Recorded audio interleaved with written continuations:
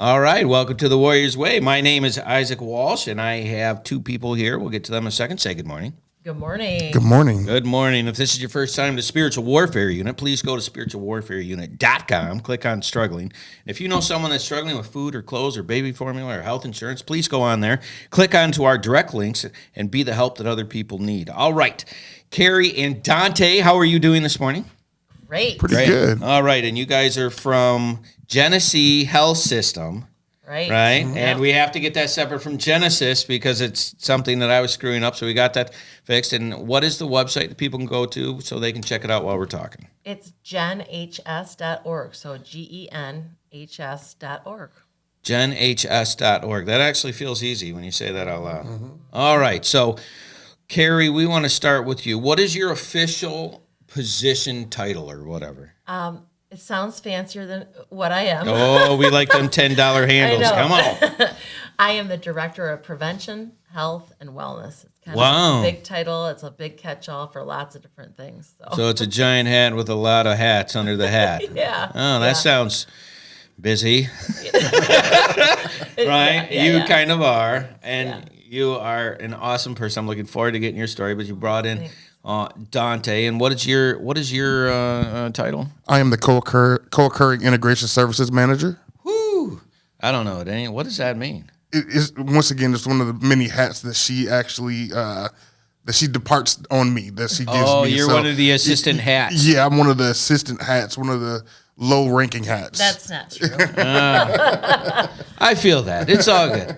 All right. So, Carrie, last time it was a blur, and you keep bringing in people, and I'm trying to pin her down and get her story. We're going to get part of it, and then next time it's just going to be me and you, and we're going to elaborate. And then we'll get Dante's full story. Okay. But we're going to get a little bit of piece of them so people can go there. So that's genhs.org to check out the information. And if there's anything that you wanted somebody to look at while we're talking real quick, what would that be? You know, this is Prevention Week. Mm-hmm. And so any prevention, when we talk about prevention, I'm talking about prevention of substance use with kiddos and adults and things like that. So if people go to genhs.org, there's a couple drop downs of things. They might be able to check out the substance use page where if people are thinking they're struggling with a substance use disorder, they can call. Perfect, or how to be able to identify it because they think someone is, right? Yeah. Which is really important. Right. Identifying clothing and certain things. Okay. Yeah. So you were from what area? Where did you grow? I grew up in Linden. In Linden? Yeah, just south of here, about 20 minutes. Wow. Yeah, Linden High School. I was an Eagle. Yeah, so what, an Eagle, Yeah. So what sports, you said you were as big, your family's a huge sports family. Yeah, we are. My kids are both big sports people, and I grew up playing, I played it all, but basically excelled more in volleyball and softball. Those softball, but you did the other stuff too? Yeah, I played basketball. All right, so what was your favorite? Softball. Okay. And Yeah. did you go anywhere in high school? I played through senior year. I think we were regional champs my senior year. Regional champs. Yeah, it was a big deal. Ooh, fancy. And no big deal. no, not a big deal at all. I don't remember any of that. I don't remember that. Just we'll get you the picture. And honestly, I kind of was done, but I probably could have played somewhere, maybe a D3 school, but nothing more than that. And I was wanted to be done.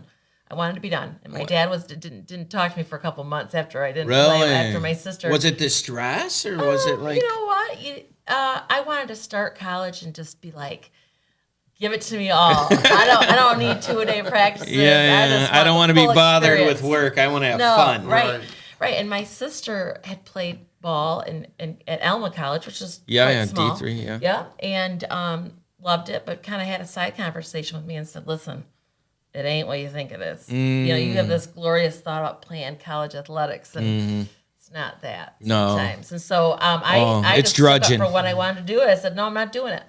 Yeah, so right. It was a couple months before I was leaving, and I said, I'm going to go to Central. All right, so yeah. parents together, divorce. My parents, unfortunately, we lost my dad about 3 years ago, pretty suddenly. But they would have been married about 50 years. All right, so in high school, they had, what did your dad do? You ready for this? Yeah. He was a salesman for a potato chip company. Remember Paramount Potato Chips? I do. A Flint-based company, Slim Chipley. He had this huge red truck in my driveway my whole childhood. He'd come to all my ball games. I'm like, oh my God, my dad's Yeah. here. Yeah, how embarrassing. He's here with his work truck working. It's weird. And towards the end of his career, Paramount was bought out by Better Made. So he ended his career with Better Made, which That's is cool. really based out of Detroit. And your mom? Teacher at Davison, Davison School. That explains a couple things. A teacher. Yeah, third grade teacher. Wow. Yeah. Yeah, I couldn't do that job. I've been No. around third graders, and I definitely couldn't do that job. Like, God bless those people. Yeah. They should get more money. Yeah, absolutely. All right, so in early life, how many brothers and sisters? I have one sibling. She's 4 years older. Perfect first child. Oh, set fourth the in her bar class, just... college athletics. Wow. Everything the right way. So Right. She's a teacher today. All right. Yeah. So anything in those high school years that like really formed your personality to this? This is really who made me who I am, and good and bad.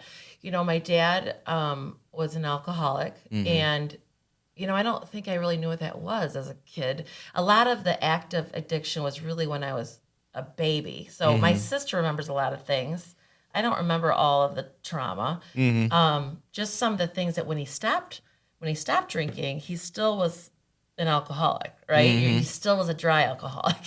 So his patterns were not great. Well, explain that to people so they know what that means, a dry alcoholic. It's important that they know what that means. I think it's probably different for everybody. But when he stopped drinking, he still had those characteristics like, I don't know, like he had a lot of paranoia and, might accuse my mom of something that was not rational, like, oh, maybe you're seeing the consumer energy guy, or maybe you're... The consumer energy. or Nice. who was here while I was So an gone. insecurity that he's dealing with. Yeah, I that was think he last. probably had some insecurities. I don't know Sure. that just kind of molded who he was. And so I kind of grew up and I always wanted to please him. And Sure. that, and I didn't know what that was at the time until I was an adult through Right. multiple therapy sessions. Right. I'm an adult child of an alcoholic. Right. Same. Yeah. My mom to this day struggles with addiction. Yeah. It's just the struggle that she battles. All right. So you go to college. Yeah. What did you go for? I didn't know. I went to school. I'm like, I just want to go away to school. And I Right. needed to get out of the funny farm is what I used to say. You got to gotta get out of survive the here. crazy. Right. Yeah. So I went, and then when I ran out of general ed classes to take, I thought, what am I going to do? And I went Right. through the catalog. I'm like, well, maybe I could do that. And I definitely can't do that. And, oof. Yeah. And then I went for something called public health education because it seemed like helping people. I liked health. Yeah. I didn't want to be a nurse or a doctor or anything, but I liked health. I'm like, I can do this. So that's what I did. I graduated with a public health degree, and I wasn't really ready to come home to the crazy. Yeah. So I stayed on. All of my roommates were going to get a graduate degree. I'm like, I can do this. I'm not ready to go home. Right. So I did my graduate work in health promotion, and it was a reason to stay at school. And you were at Central, you Yeah, said? yeah. Okay, the whole Fire up time? Chips, the whole time. All right. So you just decided instead of going home, I'll just go ahead and go from it. Your reasoning for doing things is awesome because that's not what most people are like. No, listen, if I said between going home and working for a master's, it's so crazy. I'm going to go for the master's. It's not like how most people's mind process, but you were like, definitely, I'm still not ready. Yeah, and I honestly, I have awesome. to say this. I was fortunate because my parents really paid for the majority of my undergraduate education. That's an awesome thing. I mean, that's a gift that I'm going to try to do for my kids, but man, it's crazy now that the prices.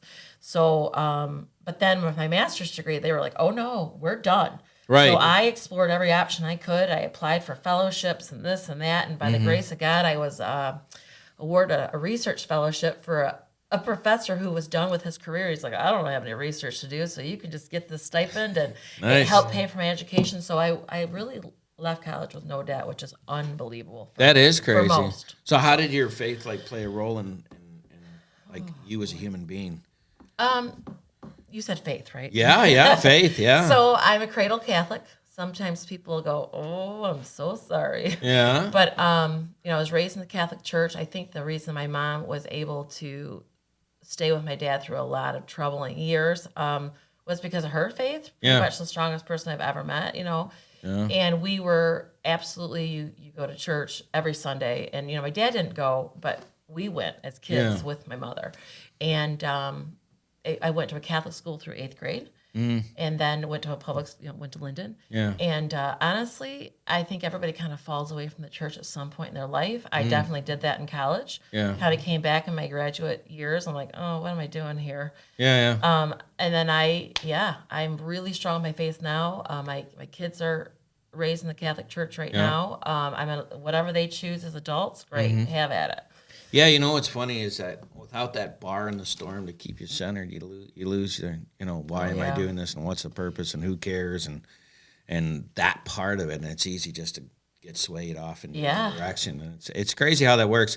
And it's amazing how many people, whether how strong or they like to talk or not talking about, that is the wall they put their back up on.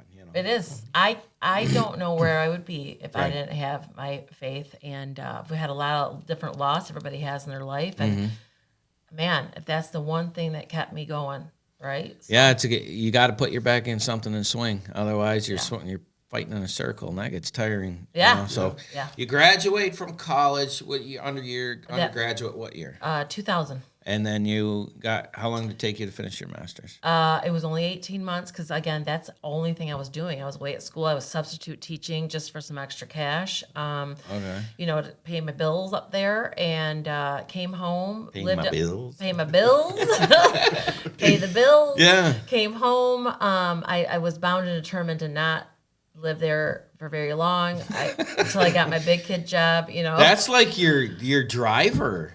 Yeah, That's actually ended up being a positive for you, is going, I am not going back there. No, and they would have let me stay there till I was 50. Yeah, but right? it's the crazy, right? It's the crazy, and I wanted to get away from the crazy. So. Yeah, and the thing is people who struggle with any kind of addiction don't understand the amount of drama. Yeah. And you're just like, I remember walking in just like, oh, I got to bathe. Why? No reason. Just I got to bathe, right? Because I got to get the crazy off. Yeah. And it's like, man, it's just exhausting mentally. Yes. And then when you're in this environment that you don't have that, you're like, oh my gosh, I didn't great. even know this was one of the options. This is way better. Like there's no drama. Yeah, like you could have a house, you don't yell. Yeah. I didn't even know that was one of the options, right? Yeah. That's how we don't yell. It's kind of great. Well, I don't like yelling. I don't like being yelled at. It's weird. And so, it's weird how that works. So I'm like, I'm not doing that part. And like being mad is like up to me. Well, if I got to pick, if I got to pick between being mad and not mad, I'm going to go with not mad. Yeah. And, then you practice the habit of why is that? Why am I frustrated about this thing or whatever? Yeah. You get into it, And so you graduate. Yeah. And so that would have been what, 2002? 2000. I was for your graduated- master's? Yeah, it was done in December of 2000. So it was about 2021 was when I was done. Came home. Or 2001? I'm sorry. Yeah, you're right. Yeah. No, it's fine. 2001. It's kind of like Genesis and Genesee. Right. It's so close. All merges the together. right numbers. They're just. Yeah. I come home and I'm looking for my big kid job, right? And so I end up. What were you applying for? Like, what kind of things for health back then was there? Yeah, like the things like at health departments or at health plans, and it was pretty limited to mostly health departments. Was at it that time. Department of Health and Human Services basically your That main? would have been the state level for sure, and then the local level is just the Genesee County Health Department. And I had done my internship there for my undergrad, and so Oh, you I had thought, an in? Yeah, so I felt like, right. well, they got an opening, and so I applied for my first job, making $14.29 an hour as Nice. a health educator, and I started, and I loved it. I stayed there about 8 years. All right. Yeah. Before you get into the next Yeah. part, because we're just getting ready to roll, we got to go to our first No break. problem. So this is your first time here. Please like, share, and subscribe. A Spiritual Warfare Unit. And this is Genesee Health Systems. Sit tight. We'll be right back. Taking a quick break from our podcast, I wanted to let you know about our life application program that we have for churches and nonprofits in the area that are trying to find programming that they can use in case the corona shuts you down and you're not able to get in. You go to spiritualwarfareunit.com. You click on our episodes and you can check out our programs for as little as $29.99 a month to make sure that we're still getting the word out to those people that need it. Now, back to the program. All right, welcome back to the Warriors Way. Our Warriors this week at UCAN Studio are Carrie Chanter and Dante Jennings, and we have made a decision, an executive decision. We are going to get Carrie's story, and Dante is coming back, and we want him, but he looks and smells amazing, by the way. So we were just getting your story. You had just got to what company was it you got the job with? Genesee County Health Department, right? All right, so downtown Flint. for the county, and you interned with them, and that's how you... Yeah, they So, liked me. It's just- crazy. Yeah, it's weird. Yeah. Well, you're not bubbly or nice to talk to at all. It's weird. So, would you suggest people that come out of college get an internship? Like, You was know, that it was what you're... required. It was required for me to graduate. So, and a lot of these undergrad degrees almost require something like that. And maybe, Mm-hmm. I mean, mine was 16 weeks unpaid. It was not fun. But I think a lot of local places, you might be able to get away with like Mm-hmm. 150 hours, 300 hours. Yeah, I would totally recommend it. But somewhere for free, that's a larger... Right? It's that She big says, ask. "Oh, yes, we'll do all the things that you want to do." Right? Most internships around here are not paid. Right. And you're like, and you were 20... Yeah, I mean, I would have been 22, 21 23? during my internship. Yeah, Yeah. that's a tough time. It was. 21. I had no money the Yeah. whole summer. Yeah, yeah, girls with no money, Dante. It's terrible at 21. I wonder how they get around. It's weird. It's weird. So you're 21. You go into the job. Yeah. And what's a personal life like right now? I'm living at home for the summer because, again, no money. Oh, you're hating that. So I even had to ask for, well, it seems like I was working at a grocery store on the weekends just to get money. While doing this, too. So you're doing two jobs. Good Yeah, for you. sure, because it was an 8 to 5 type of thing during the week. Mm-hmm. But it was really wonderful. And I was teaching like STD classes, which was hilarious. And it was just funny because that was my first job. I'm not going to go into any of the jokes that just came into my mind. But you were teaching that class? Well, and that time, in order to get married in the state of Michigan, you had to have an HIV class either given in the community or by your primary care doctor. Oh, You really? had to sign off on it. To get your marriage license, that was one of the requirements. They got rid of that later. But so I was teaching these classes for people to kind of check the box to get married. Yeah. And I mean, I would have elderly people in the audience. I would have young people. And I'm showing pictures of all sorts of things. Yeah. I mean, holding up things, how to use condoms, how to Right. have Cauliflower. safe sex. Yeah, I'm Yeah. showing STDs, and I mean, it was Okay, so I yeah. have to know because Yeah. you brought this up, so Yeah, now I bring have to it. know. What is the dumbest question that you had in the class? Oh, Other gosh. than what is that? I wouldn't even say it was a question. It was a look of horror. So when a look we of talk- horror. I don't know if it's okay to say, but when we talk about safe oral sex, again, the older populations, again, would always sit right in the front. They would be right in the front. So, of course, that's who I'm looking at. These gray-haired ladies are finally found the love of their life, right? Yeah. Or widowed, and they're Yeah. getting remarried. And I have to show them what a dental dam is. And A they're dental like, dam. Yeah, a dental dam is a piece of rubber that's usually used in oral Yeah. procedures and stuff. Uh-huh. And that was looked at as a safe way to practice oral sex, and they're looking at me, their heads turning to the side, and I'm like, oh Lord, how do I explain this? So I'm gonna let people Google that. Yeah, A I'm dental not getting dam too far into because that is a word that's sticking with my lexicon moving forward. I just want you to know this. So you're at 21, teaching senior citizens this How to have before safe they sex. can get married. Yeah. That is so perfect. I just love that so much.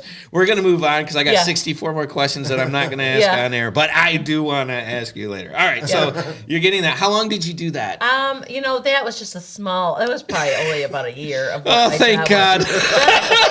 What was cool at the health department is I got to do lots of different things. And then I worked with like doctors and immunizations, and then, trying to teach the community to immunize their kids, and then working with WIC moms and nutrition. I mean, it was really a cool thing, so I could kind of dabble in lots of different So you got to get, in many different hats. Yeah. All right, so how long did you do that for? About 8 years. 8 Then years. What was your favorite position? That you did? Honestly, it was preparing for emergencies. So that was towards the end of my time there. It was an emergency preparedness type of thing. It was after 9/11, got a lot of Homeland Security money. So they wanted all health departments to kind of really amp up the preparedness of the community. Yeah. Like, we're going to prepare for pandemics, which again, 20 years later happens. So I go around talking about how you should have a pandemic plan. And they're like, you're crazy. It's not like they would have anything happen that shut the world down. I don't understand why you need to prepare for that. It's weird. No, it's crazy. So, like, now I want to know, right? So, like, it worst, like, bare minimum, what should somebody have? Like, well, during that time, we were talking about people, like, we were worried about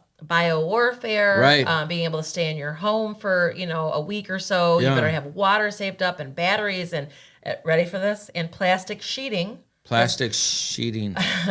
There was a thought early 2000s was that if we ever had some sort of attack, biological warfare, you might need to seal up the creases in your home with plastic sheeting so that you could be in your home for an extended amount of time before maybe What was it for? something in the air would be released. Like, I don't know. Oh, okay. I can't hardly remember. I got to be honest. Botulism. Maybe it was, that's usually another type of delivery method. But, maybe they drop anthrax. Maybe there's just different things that people are concerned about. I mean, it's crazy. And I'm like, no, totally want to know all of this information so I can be prep positive.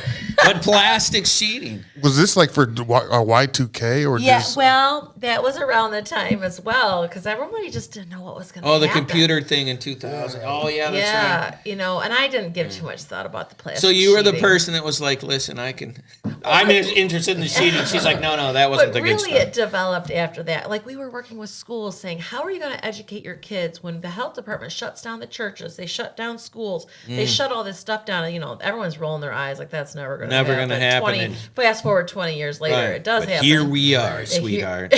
Right?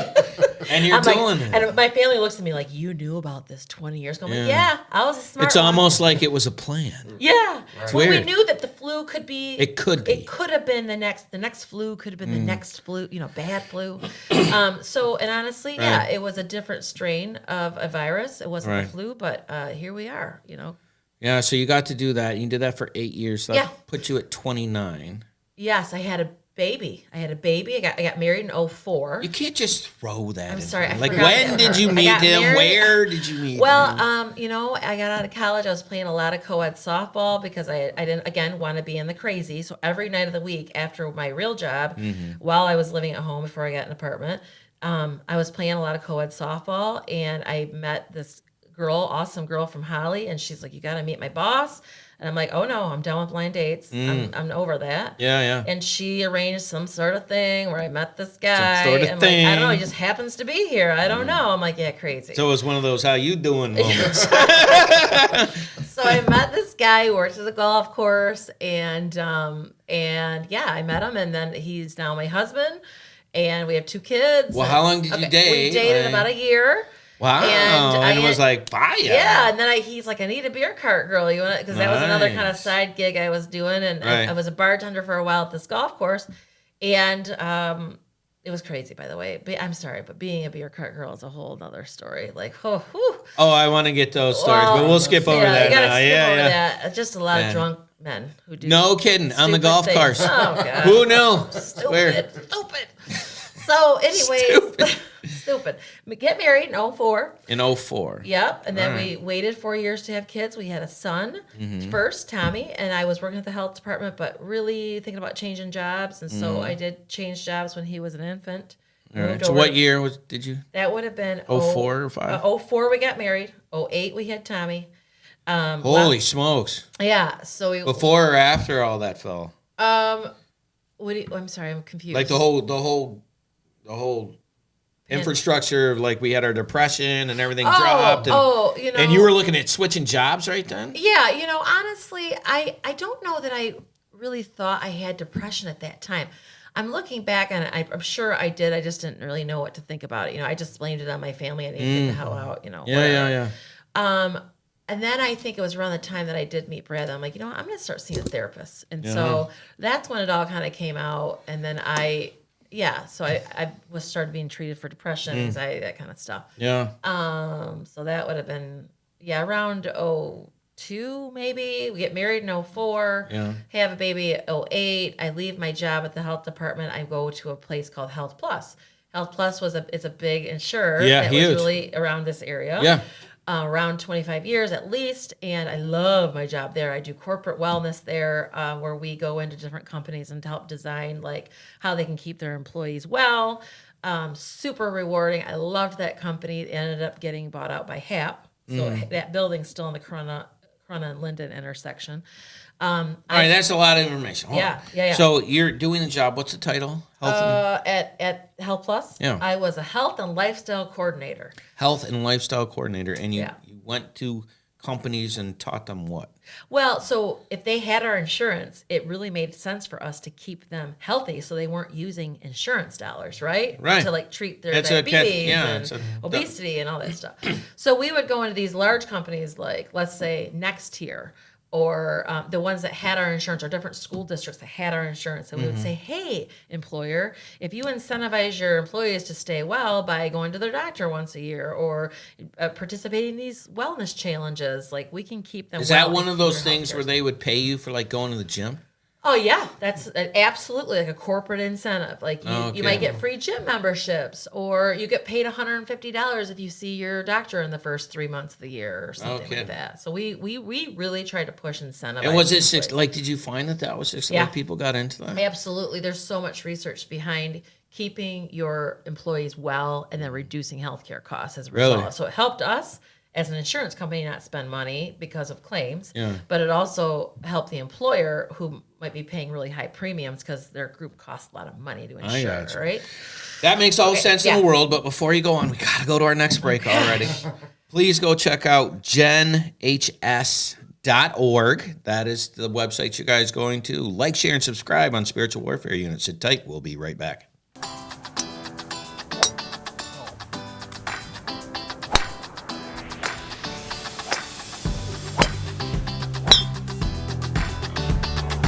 Hey, it's Aaron with UCAN. We're out here at our third annual golf outing here in the Genesee Valley Meadows. So, really good day. We have a great number of teams, great sponsorship, great people. We're hoping for a great time. The weather's good. So, we appreciate all the support we get at all of our events. It helps us fight the fight that we fight. So, thank you all. Stay the course.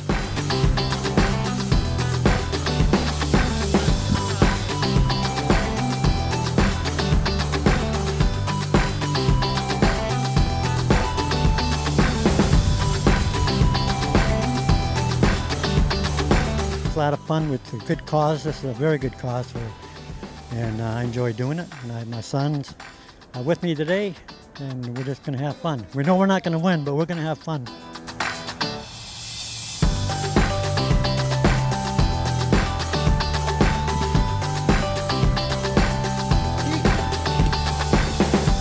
Oh, today is an awesome day today. This is our fourth or fifth one here, and can't thank UCAN enough for what they do, especially on this situation where they have this outing. Mark and Debbie and all of them. It's just an amazing outing, and I couldn't think of it brings back memories, but it's a wonderful thing, and we really appreciate it.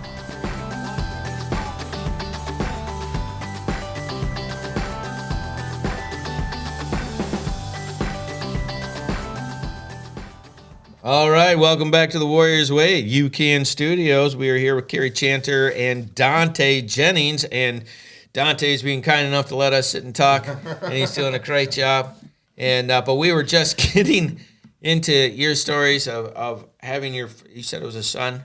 Yeah. Yeah, and making that transition. Now, why did you decide that you wanted to make the transition from where you were at to where Honestly, and this is embarrassing to say, it was money. I was getting sick of not getting, I didn't think I was getting paid enough. So I'm like, oh, this was enticing to me. It was a little bit more money. I'm like, yeah, it's Why still is that money. embarrassing? That's why most people switch out. Like, Well, that's because the reason, now right? My purpose is just like, to me, it's a little bit more about money. Not as much about money now as like what you do and feeling fulfilled. Your purpose and your heart being full. Right, but I was immature, Oh, money, you mean you wanted follow the more money? Yeah. So you did it, but you loved it. I did love it. All right. And so you did this from 08 to when? To 17. So 08 to 2017. In there, I have a daughter. Yeah, I was just gonna ask that. Yeah. You So like 2 reading years on- after it was kind of oopser. We had a hard time getting pregnant with Tommy, so I'm like, I didn't worry about it. And then 18 months later, we had Maggie, and best thing ever. They're very close. So Tommy and Maggie are both my kids and working at Health Plus, still married, doing good things. And then Hap comes in and is going to buy Health Plus. And what year does that happen? Oh, they started talking about it in 2016, 2017, around that time. All right, now, and where are you living at this? I lived in Swartz Creek Ooh, very at that country area. time. Yes, Swartz Creek. And we knew we wanted to get back out into the Linden-Fenton area because my husband's from Holly, and it was just going to be close to the parents and stuff. So, but we couldn't afford anything out there. And we're Right. like, oh, God. Then the housing market crashes in 08. Right. Oh, wait. And we were like, oh, I guess we're staying in Swartz Creek a while. Yeah, So Yeah. lost a lot of money on that house. Yeah. But anyways, so Hap's going to come in and buy Health Plus. I get nervous, as well as the rest of my department. Like, they already have people that do what we do. yeah. So I started kind of looking elsewhere. Right. And there was a job in Lansing working for the state. And I jumped and I left. And I left Health Plus. And I think that was 2016 I left Health Plus. And start working for the state, driving back and forth to Lansing, doing still corporate wellness, but at a different level. And then I get sick and tired of the drive because I'm missing all my kids' sports practices. How long was that drive? It's an hour, so it's not terrible. I just was like, I was missing games, and there was Right. no flexibility with the state. Like, you are there 8 to 5, and there's no any of that stuff. None of that. And then None of that life stuff to get in the way of our and it was work. kind of around the water crisis. So I felt like every single day I was I would cut through the Capitol where my parking area was. I'd cut through the Capitol and I'm looking around. I'm like, I'm working for the devil. Like, they're poisoning all these kids in Flint. And so I had this just, moral thing. And I'm like, I got to get back to Flint. I love Flint. So I start looking back in Flint. You're probably thinking, man, you like to top jobs. So I only worked for the state a couple of years. I don't think anybody's thinking that. Okay. Get back to Flint, and there's an opening at Genesee Health System. And so, All right, so this is 2018. yes, 2018. So you worked for the state for like a year. Yeah, year and a half, about year and a half or two. So and you got the kids, and then Yeah. and what's the husband do again? I forgot. He works at Mount Holly. And so shortly after we met, he left the golf course. He's a banquet manager. His background is in like planning events, right? Okay. So weddings and showers and golf outings and things like that. So he moved over to Mount Holly because the golf season is the longest season of the year. So at least with Mount Holly, there's like some The sort of- disdain on your face when you said that was golf beautiful. season's awful. Ugh. So Mount Holly, and he runs like the food and service beverage for all the bars and all of the Very things cool. there. So Yeah. So he's the guy to know out there. yeah, and so my family's a skiing family. I ski. My husband does not ski because he's like, why would I? He works a long hours, like 80 hours sometimes Yikes. during the ski season. But then he has Yeah. the summer off, so it's kind of nice. Right. But anyways, so yeah, that's what we're doing. But we get out to Fenton. We moved to Fenton before my kids start real school, like kindergarten, and we lost a lot of money in our house in Swartz Creek. We get to Fenton, make up for it in a nicer home, and love Fenton. Happy to be there. Real conservative community. I'm still trying to get over that a little bit, but All right. it is what So it is. I have like 67 questions now. So you went from Lansing and you came home and you got this job at Genesee Health Systems. Yeah. And that job is the position you're in now.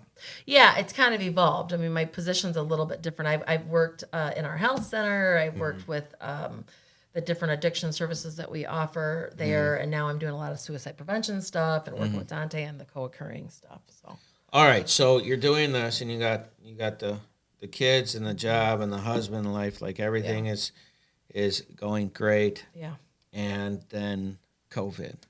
Oh, Lord. Like, what happened with Well, your job when that happened? I had never been able to work from home before in my entire career, so it was like, okay, you're working from home now, and I'm like, oh, okay, and I like loved it, and then I hated it, and then I loved it again, and now it's kind of a hybrid. I go in a couple days a week, maybe. Yeah, because you don't need to be in No, the a lot of office the every single day, a lot of the right? work that Dante and I do is it doesn't have to be in person. So, I love the flexibility. I'm able to not miss kids' games, and Yeah, but how did you like manage that job with you typically going out to the workplaces and doing presentations? I will tell you, it was a lot. I gained about 60 pounds because I was like, never leaving the house again. Might as well eat.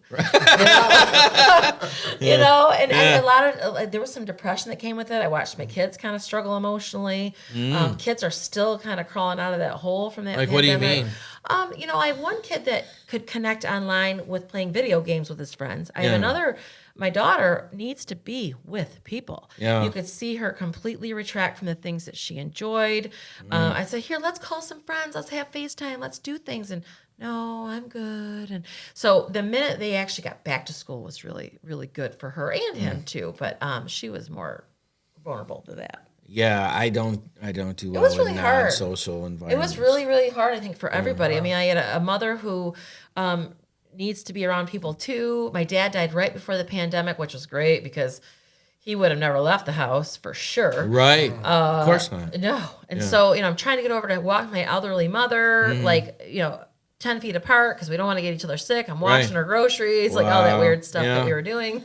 Yeah, and having to deliver them and pick it up. Who's going to the grocery store this week? That kind of stuff. It was bad. And now we're really seeing the effects of all this in our community. I mean, mental health we are at an ultimate crisis, and it's not just, it's with the kids too. Like the kids, we got a problem. Like, what do you think, if you had to say what it is with the kids? Personally, I think it's from the pandemic. All of these kids handled it so differently, and they're still kind of crawling out of that hole. And I think a lot of them had like this anxiety, and there's all these school shootings that have been going on. They've got older siblings at Michigan State, or you have friends that were at Oxford, and my kids go to school every day. We say a prayer in the car before I let them out. Every single day, we say the same prayer. And because they believe, and I am scared too, that they're going to have to go through a school shooting at some point in their life. Yeah, and how do you the justification of you need to go get education? Now I know you might get shot, right? But that's part of like when you say it out loud, it sounds crazy, but that's what it is. Right? But then you're balancing. Well, if I keep my kid home, she's a hot mess. Right, and the social skills and I got to get her back. And so you force them into an environment that they're going to be uncomfortable with, but then you want them to be mentally capable to handle that uncomfortability. Yeah. And so in your mind, that creates, I didn't even think about it till you said it, but that kind of makes sense when you're saying out loud, right? Yeah, these kids, I mean, the reason they're in sports and doing all these after activities it's not because they're going to play D1 ball or go play a professional sport. It's because it keeps them active and connected in relationships and, creates who they're going to be. Yeah, because we didn't have any of this. Like when we were growing up, it was, you go with your friends in the neighborhood, you go play baseball, you come back on, the lights are on. Right. There's no constant connection and all. I think the only thing that around my time was the Columbine. That was the big thing then. But even after that, it wasn't anything nearly as bad as what we're seeing now, where people are being shot in malls, people are being shot at schools, people are being shot at Birthday churches, parties. synagogues, things of that nature. So we are in a crisis. We're in a weird time. So if you were going to suggest to people like things they could do for their kids for this, what would you suggest? Oh boy, they got to listen to their kids, and they need to watch for things. If they start becoming withdrawn from the things that make them happy, they don't want to be around you a lot. you have got to pay attention and not shove it under the rug and then wait 6 months. Like, what's the top 2 things? Like this and this. If there are these things, like definitely get them. Like, what do you think that is? Well, anytime a kid talks about ending their life or killing themselves or suicide, you cannot take that lightly. Right. A lot of times we think, oh, they're just doing it for attention. Listen, there might be a small chunk of those kids that are doing it for attention, but you can't take that risk. They're talking about suicide. They're talking about ending their life, and life's not worth living. That is an absolute warning sign. You've got to get them help. Okay. Another thing, and maybe they might not say it out loud, but maybe they say it like passively to you, like they're, again, not engaging in the things that they love to do. All of a sudden, they're not wanting to go play their sport or wanting to hang out with their friends like they normally do. You need to be concerned, and you need to. And the crazy thing is that we have a shortage nationwide. It's not just locally of outpatient therapy, right? So it's going to be hard to get in. So if you're worried now, try getting on a waiting list for 6 weeks to see somebody. You know what I mean? Like, you need to. It's a 6-week waiting list. I wouldn't say that's across the board, but I think a lot of people, unless you keep calling, keep looking, keep going at it. Like, I have a friend who just found somebody, but she was on it for the last, 2 weeks, not taking no for an But that's answer. how much that's increased. Wow. Yeah, these kids a lot of them are in therapy. Man, I did. Until you brought it up, I didn't even put what. I don't even know what to say to that. I'm not even sure how to deal with that. Yeah, well, and the suicide thing, and people, and especially in my generation, and you didn't want to talk about it, right? You didn't talk about the uncle who ended their life when you grew up, or you didn't talk about it. And now I think the research is showing, you have to talk about it, and you have to talk about it early. So it's not a problem to say to somebody, "Are you thinking of suicide?" And that's hard for people to say. Yeah. Yeah, that's not an icebreaker. No. But what we found is sometimes people need that question, and they want to know they're being heard, and they don't even bring up the whole religious aspect of it, right? Right. Like, if you're in a deeply conservative religious home, sometimes religions have a hard time dealing with that, or faith leaders, right? I read things. It's the devil in you. Right. Pray it out. All right, before we get into this last section of seeing what you guys are doing, which you're doing a bunch, we have to go to our last break. No problem. Please go to spiritualwarfareunit.com, like, share, and subscribe. Sit tight. We will be right back. I'm really impressed with the teachings that Isaac has been bringing to us, as this is all based from Proverbs. I like it because it's simple, and it doesn't matter who you are. It's very easy to understand and apply to your life. It points out, my bad parts, and, but it's showing me how to do the good parts. And, I'm trying to apply that and, make a better life for myself, because I'm tired of where I've been. It's impacted a lot of the guys as they continue to talk and ask questions after the meetings, as they speak to one another regarding the meeting and the messages and the topics that are being brought up, which are down-to-earth topics of situations and things that we live with on a day-to-day basis. He takes the Bible and he breaks it down into simple terms and where you can understand. And like I said before, sometimes a lot of churches, even the Salvation Army, sometimes we start using these big words that people don't understand, like even saying someone got saved. Well, what does that mean? What does it mean when you say someone got saved? And it's accepting Jesus into your heart.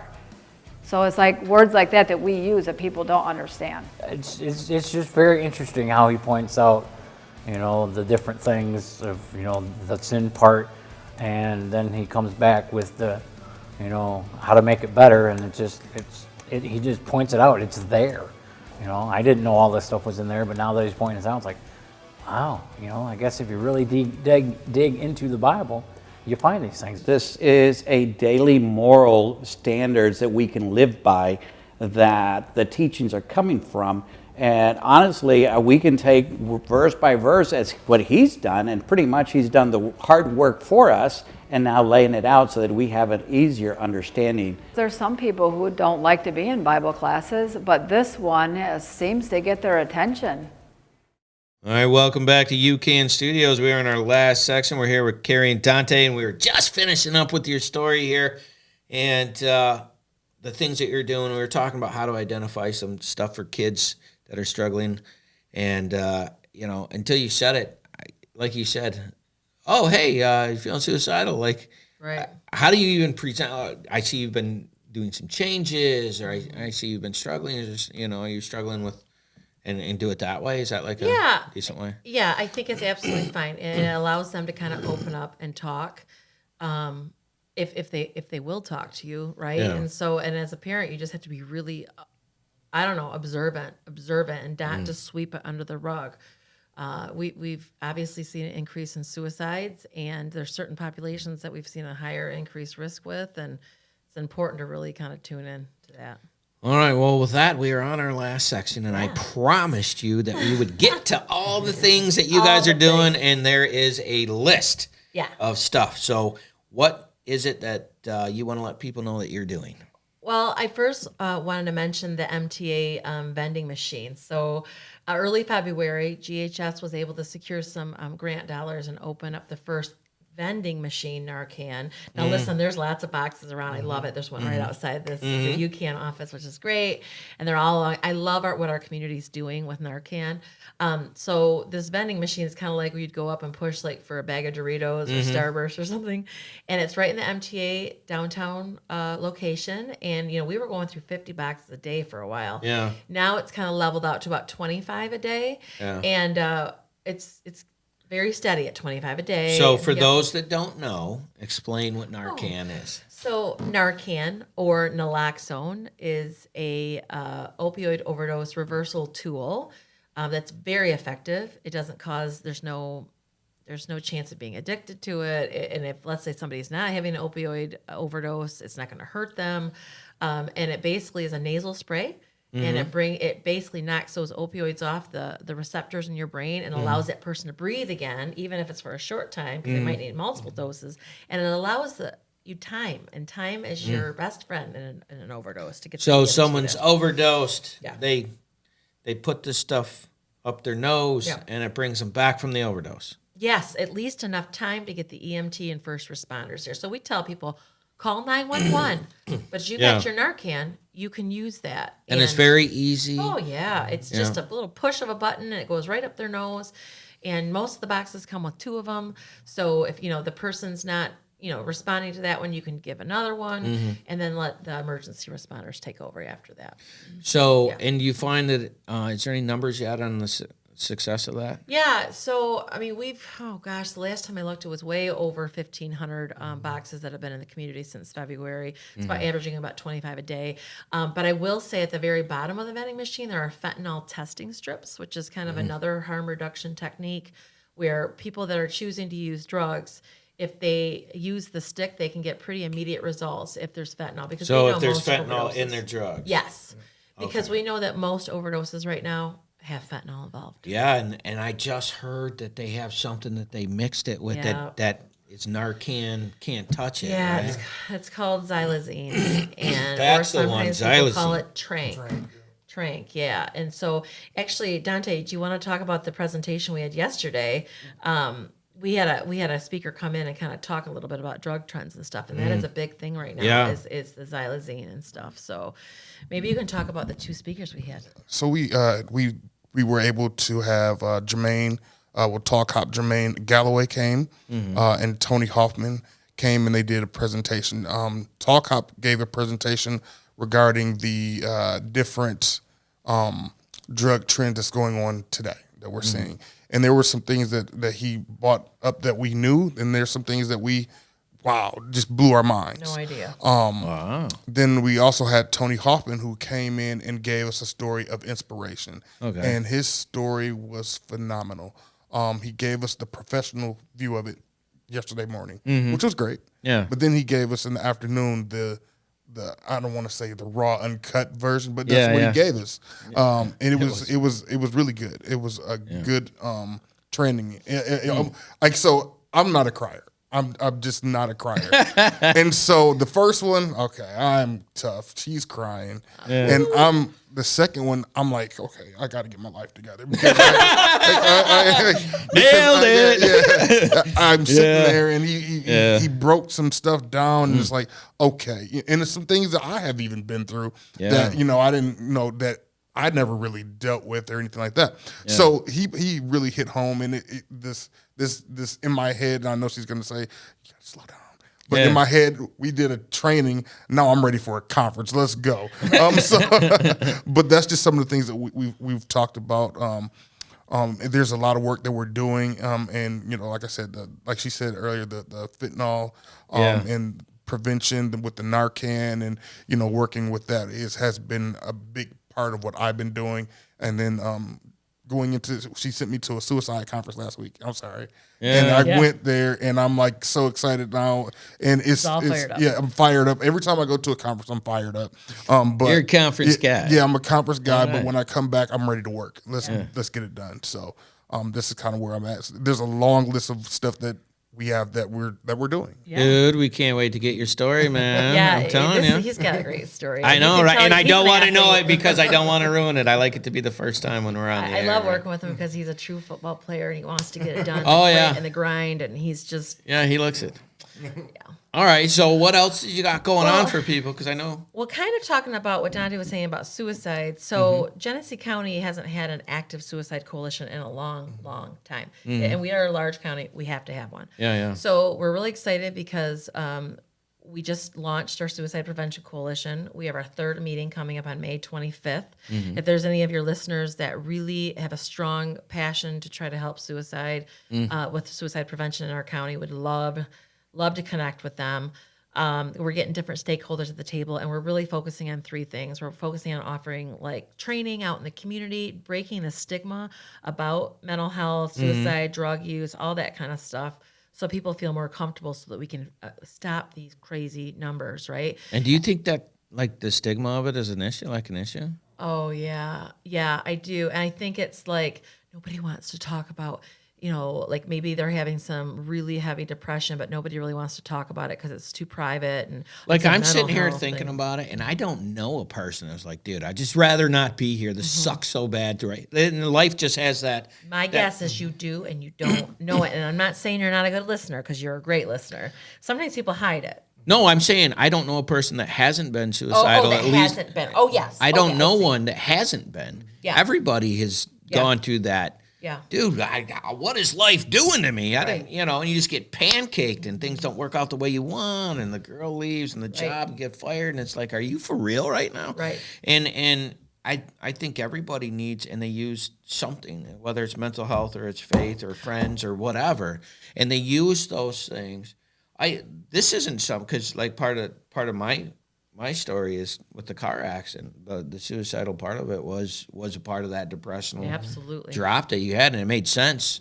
When people go, I can't believe you were that depressed. It was like, try it. Right. Stuck in my house for 7 years. So it's a great story, but it's that part of it. It's always been a part of it.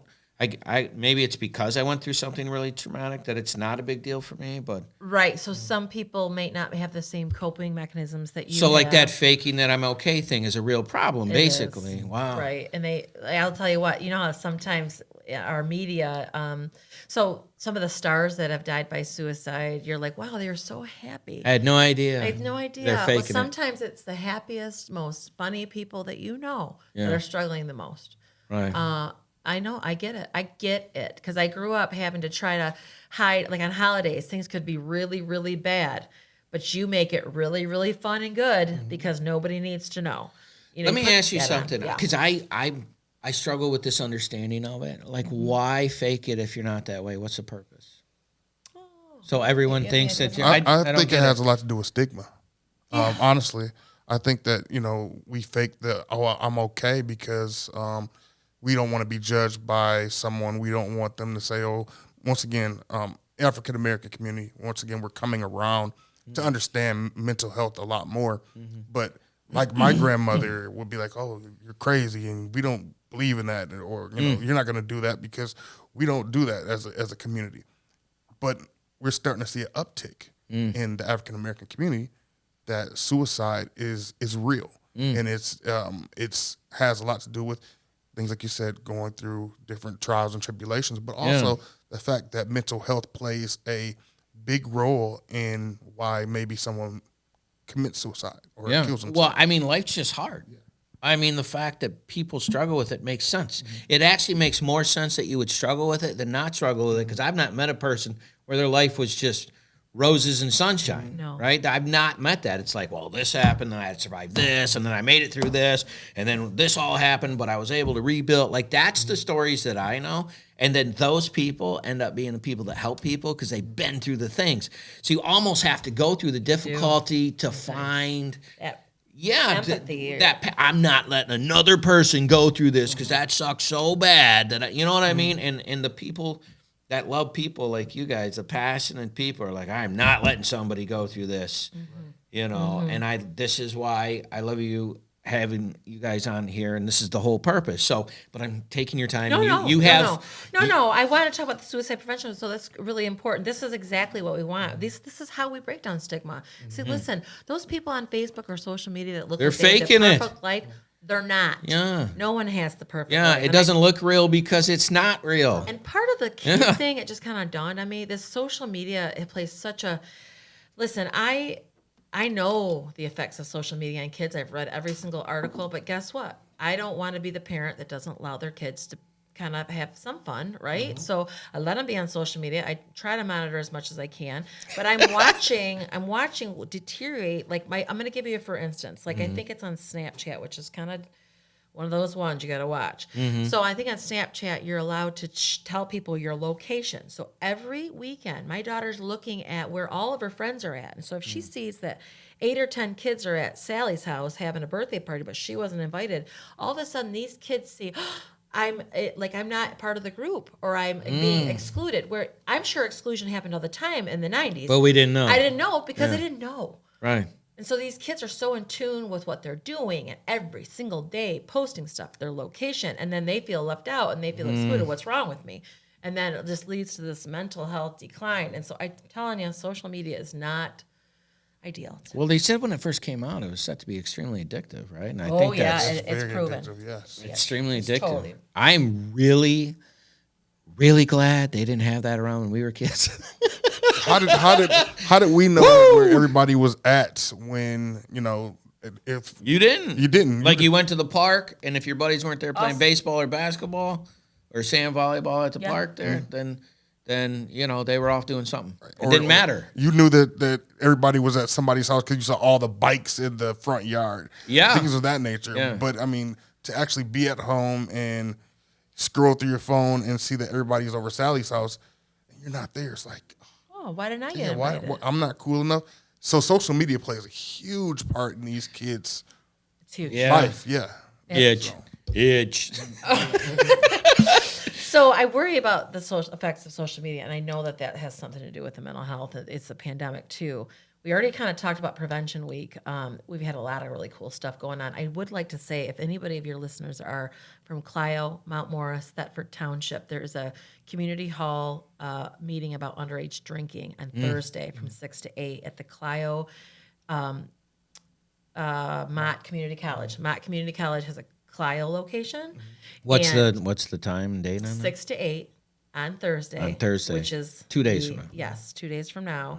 And if they want, we just want to know what the community thinks. There's some work being done by our local prevention coalition and is trying to kind of gather some thoughts about this, because a lot of times people don't worry about underage drinking when really underage drinking is not great for many reasons. So And not to Yeah, not please to do. mention or to piggyback off what you're saying, they're also going to be talking about other drugs. And one of the biggest gateway drugs, so to speak, right now that we learned that was the gateway drug of today is the vaping epidemic. So Vaping, really? yes, they're going to be talking about those things as well. So please come out May 11th, like you said, the Mott Community College in Clio. Yep. And there'll be other town hall meetings. So if you're not from that area, there'll be about 4 other ones around the community. So we'll be pushing to get All there. right. Well, listen, guys, we're out of time. Oh That my was so gosh. much fun. Thank you so much for coming in. If this is your first time to Spiritual Warfare Unit, please like, share, and subscribe so we can help others help you. Please check out Genesee Health, or GeneseeHS.org, Genesee as in the county, HS.org. You can get on there so you can get some help if you guys need it. And if you don't need help, we all know someone that does. Thank you so much for coming in. We will see you next time. Do you have a nonprofit in your area that's doing a lot of work that people should know about? Feel free to contact Spiritual Warfare Unit at 810-715-9319, and we would love to have them on to see what good they're doing in the community and find out their story. Thank you so much.